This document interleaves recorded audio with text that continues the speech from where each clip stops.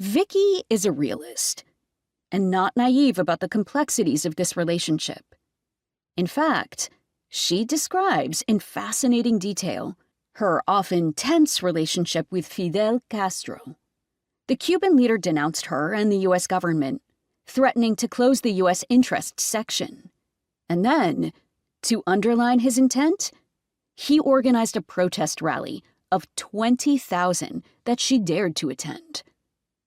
During her 3 years as the chief of our diplomatic mission in Havana, Fidel seemed to have a competitive relationship with her. She describes how he seemed to be interested in her every move, from the dog show career of her prize-winning Afghan hound, Havana, to her collection of exile art that she displayed in the beautiful residence of our former ambassadors to Cuba. Their relationship, albeit complicated, had its benefits. After 9/11, Vicki persuaded the Cuban government to decline to denounce the incarceration of unlawful combatants at Guantanamo base. I lament the fact that relatively few women diplomats have written their memoirs. Vicki's approach to diplomacy is creative and courageous. She doesn't sugarcoat her own mistakes and writes very candidly about the challenges of representing the United States in Cuba.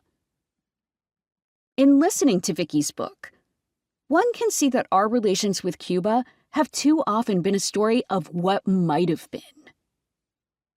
This is a book for anyone interested in Cuba. Americans will find a comprehensive guide to what has happened to prolong the unrelieved animosity.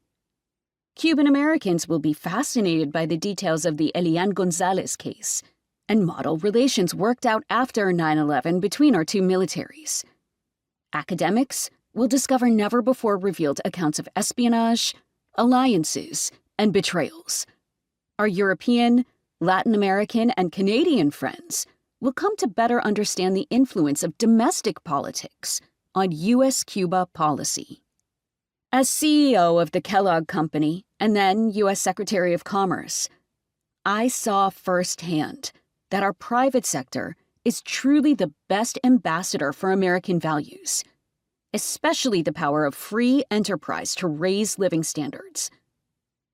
I hope American entrepreneurs and companies will again soon have the opportunity to bring their best to Cuba. This important and personable memoir gives everyone invested in Cuba's success something to think about and aspire toward. It informs listeners of much that they should know about U.S.-Cuba relations, the unique beauty of Havana, and the graciousness and charm of the Cuban people, all through the eyes of a gifted diplomat. Secretary Carlos Gutierrez, Washington, D.C., January 2018.